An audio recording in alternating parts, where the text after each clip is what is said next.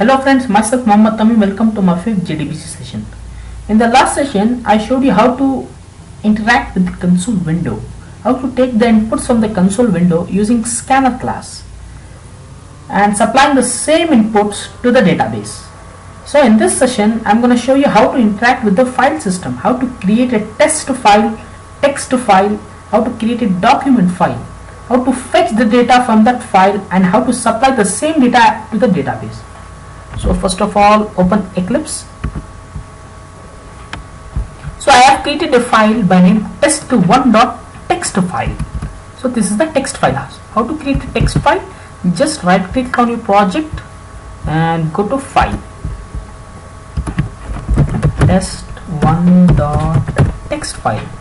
You can go for document file or you can go for properties file, anything. So I have created a text file. So in this text file I have inserted the data which I'm going to insert into the database. So this is the first data, this is my second data, and this is my third data. These are the data I'm going to insert into the employee 11 table which I have created in the last session. So come to the iClass i.java. In this program, I'm gonna fetch the data from the text file. So this is the text file. I'm gonna fetch the data from this file and supply the same data into the database. So first of all, you need to import buffered reader which is present in java.io package. After that, you need to import file reader which is present in java.io package. In order to interact with the file system, in order to read the data from the file system, you need to use file reader. This is a class which is present in java.io package. After that, statement object. I have defined a class by name I. It is a public class. You need to get the statement object. I have already explained about inutil class in the Jdbc third session. After getting a statement object, you need to create a file reader object. How to create a file reader object? File reader, name of the object, reference, new operator, and file reader. You need to supply the file from where you are going to fetch the data, from where you are gonna read the data. So we are reading from the test1.text file. After that, you need to supply the same file reader object to buffer reader. We are supplying the same object to buffer reader. After buffer reader, I am defining a string object, and it is type of null. After that, I am using string buffer object and reading the first line which is present in the text file. So bin is my reference variable of buffer reader, and read line is a built-in method. IntelliSense prompts up read line.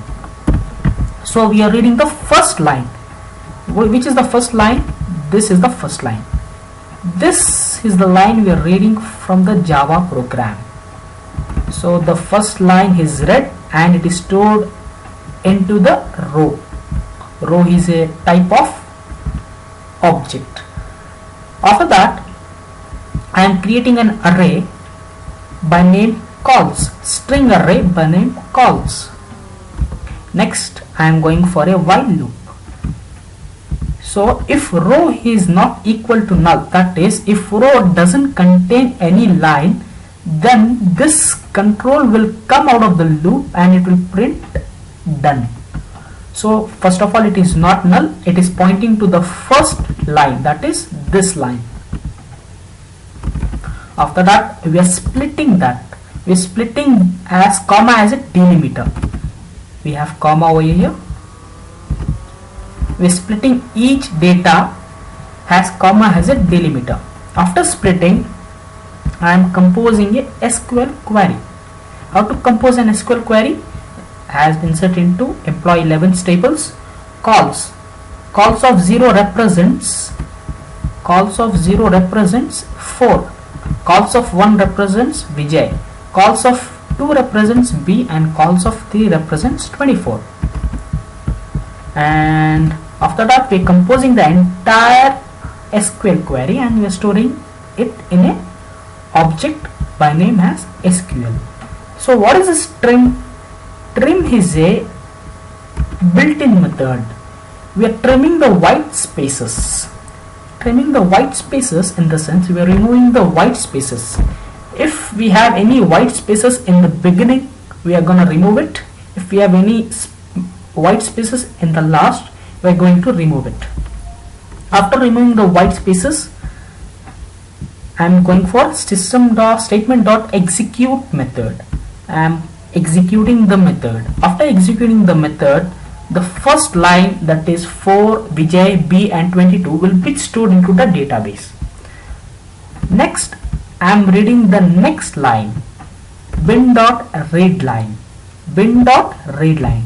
First of all, the cursor will be pointing over here in the first line. The cursor will be pointing here.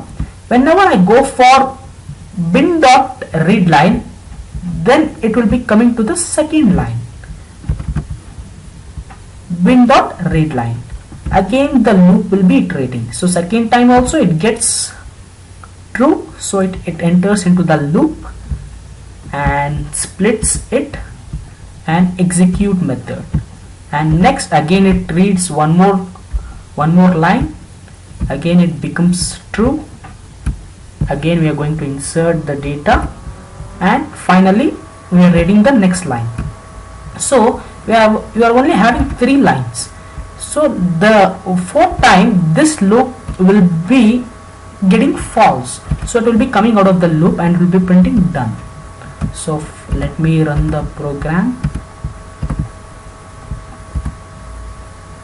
Done. We are getting done. So whatever the data we get in this text file, 4, 5, 6, Vijay, Babu, Navin, it should be stored into the database. So let me open SQL Developer, Surface, sorry.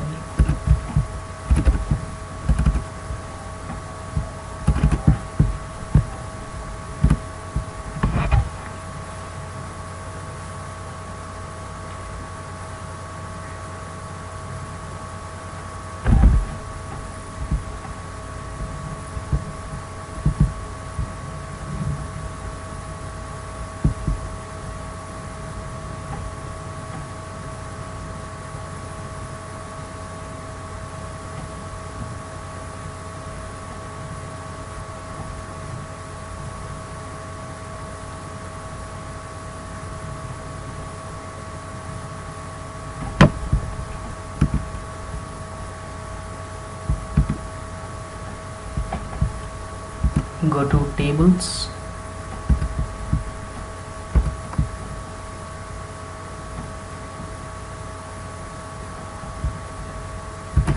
select star from employee 11. So as you can see over here, 4, 5, 6. So the 3 data has been added successfully into the database. So the 3 data has been stored into the database. So thank you guys for watching this video. Have a great day.